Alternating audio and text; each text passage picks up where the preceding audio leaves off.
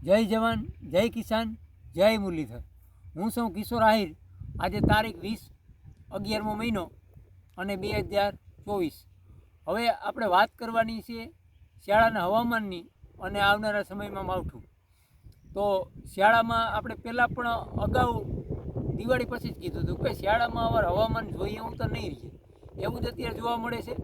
અને હજી ક્યાંક ને ક્યાંક તાપમાન છે એ સામાન્ય ઘટાડો આવશે, બાકી લાંબો કોઈ ફેરફાર કે હાવ આપણે એમ થઈ જાય કે ભાઈ આવું વરસનો શિયાળો એવો છે એવું તો આખા શિયાળા અનુસાર નહીં મળે જોવા, મારો અનુભવ અને અંદાજ એમ કહે છે। પછી આપણે વાત કરીએ મિત્રો તો માવઠાની, તો આપણે જે માવઠાની આપણે તમને માહિતી આપતા હતા કે ભાઈ 14-21માં આપણે એક માવઠાની શક્યતા દેખાય છે, શંકાપદ દેખાય એવું લાગે છે કે માવઠું થાય। પછી આપણે 18 થી 30 ની અંદર આપણે એમ કીધું હતું કે 18 થી 30 ની અંદર આપણે માવઠાની થવાની શક્યતા। આ જે વાત છે એ આપણે મોડલ અને અમુક જે સેટેલાઇટ અનુભવ કરી અને કહેતા હતા કે ઘણીવાર આપણે પહેલાં વિડીયો નાખતા હતા તો ઘણા મિત્રોને એવું કહેવાનું થતું કે કસ કાતરાતા કોપર તમારા એરિયા પૂરતા રહીએ, તો કસ કાતરાથી કે આખા ગુજરાતના હવામાનની ખબર ના પડે, એના માટે આપણે મોડલનો અભ્યાસ કરી અને માહિતી આપતા હતા। તો હવે મારે ટૂંકમાં તમને સમજાવવાનો પ્રયત્ન એ કરવાનો છે કે મોડલ છે અને ટેકનોલોજી છે 100% ખરેખર વખાણે કરી શકીએ અને સલ્યુટ મારી શકીએ એવા બધા કામ છે।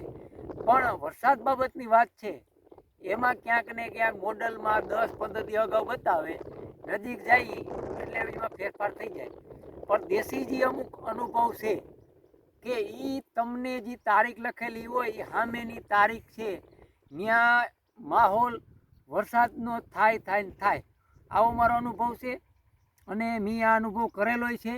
એટલે આપણે જે આ તારીખો દેતા હતા એ મોડલના આધારે દેતા હતા અને ક્યાંક ને ક્યાંક અગાઉ બતાવે અને પાછો ફેરફાર થઈ જાય।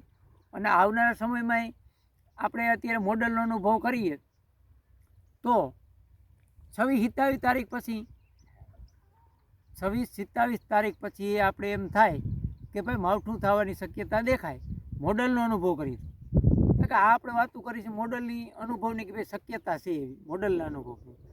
હવે વાત કરી મેં તમને અગાઉ પણ કીધું હતું કે ભાઈ શિયાળામાં માવઠા છે અને આપણે હલર હાકીએ, આપણે આ વાત આગલા વિડીયો માંડવી પાડતા તેથી આ વાત કરેલી હતી કે હલર હાકીએ ત્યારે ડૂસા એ રીતે ગોઠવવાના છે જેથી કરી અને માવઠાની આપણી ઉપર આફત આવે તો આપણે ક્યાંક ને ક્યાંક કાગળ ઢાંકી શકીએ, ત્યાં આપણે ભાગાભાગી ના થાય।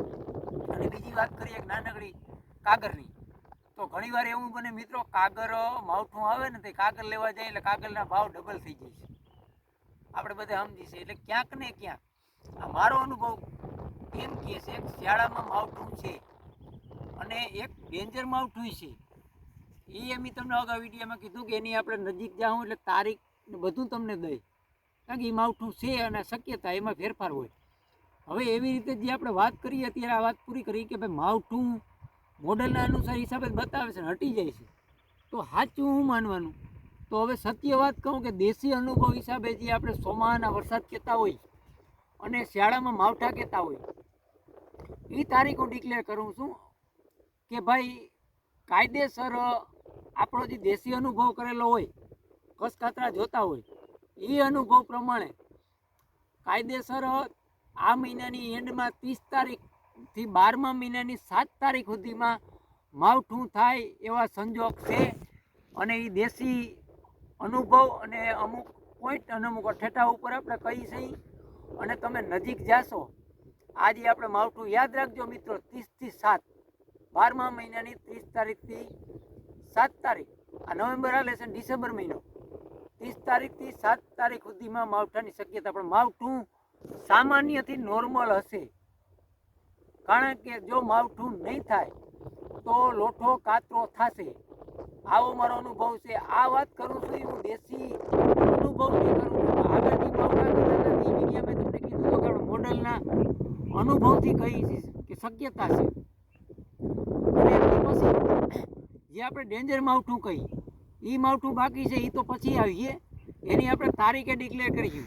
એ માવઠું ક્યાંક ને ક્યાંક હેવી થાય અને માવઠું તીવ્રતા લે એવી પણ શક્યતા એ માવઠામાં રહેશે। એ અનુભવ છે અને એ થશે એનો આપણે દાવો પણ કરશું, તારીખ પણ દેશું.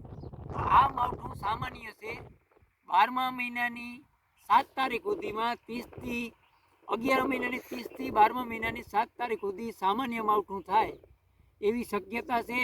અને માવઠું નહીં થાય તો લોઠો કાથરો થાય આવી શક્યતા છે. અને મારો અનુભવ તમારામાં શેર કરું.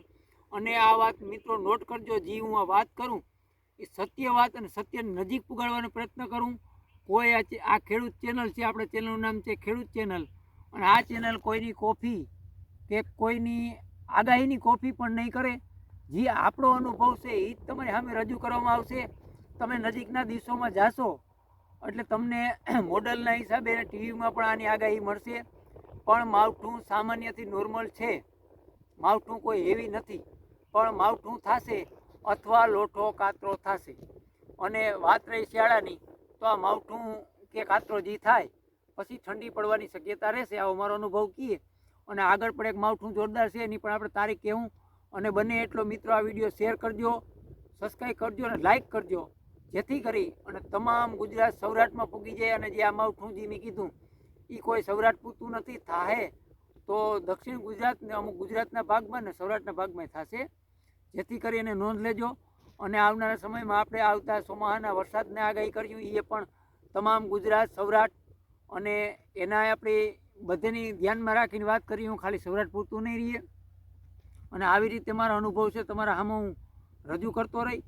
અને ખરેખર ક્યાંક ને ક્યાંક પૂરો વિડીયો જોજો, જેથી કરીને તમને માહિતી પૂરી મળે.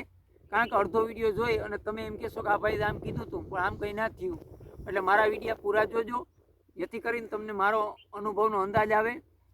હવે આપણે વિડીયો અંતમાં પૂરો કરી. જય જવાન, જય કિસાન, જય મુરલીધર.